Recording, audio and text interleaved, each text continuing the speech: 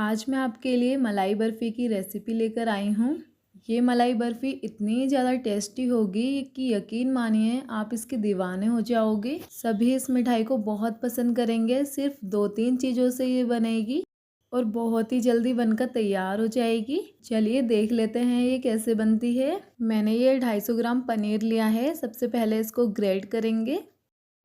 ये देखिए सारे पनीर को ग्रेट कर लिया है। इस पनीर को एक पैन में डाल देंगे। अब इसमें 1 कप दूध डालेंगे। इसको गैस पर पकने के लिए रख देंगे हाई फ्लेम पर और चम्मच से चलाएंगे इसको। इसमें 1 कटोरी मिल्क पाउडर डालेंगे। इसको अच्छे से मिक्स कर लेंगे। मिक्स हो जाने के बाद इसको हाई फ्लेम पर पकाएंगे। यहाँ पर देखिए दूध 90% तक जल गया है। गैस की फ्लेम को लो कर देंगे और लो फ्लेम पर इस तरह से चलाते रहेंगे इसको जब तक ये गाढ़ा ना हो जाए।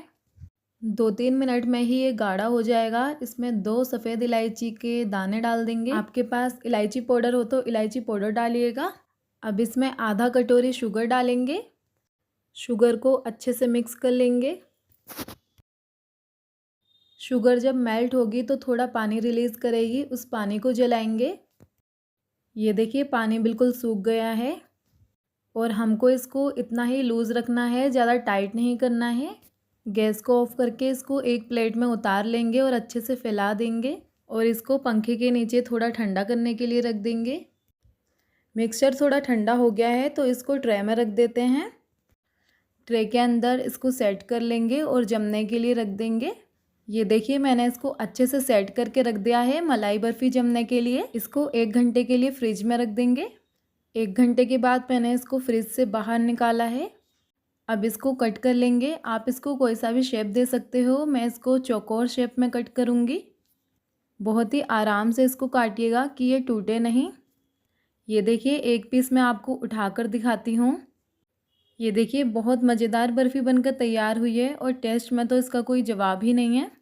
सारी मलाई बर्फ़ी मैंने प्लेट में उतार कर रख ली है। इसको मैं तोड़कर दिखाती हूँ। देखिए कितनी मक्खन मलाई जैसी बर्फ़ी बनी है, एकदम सॉफ्ट, मुंह में घुल जाने वाली।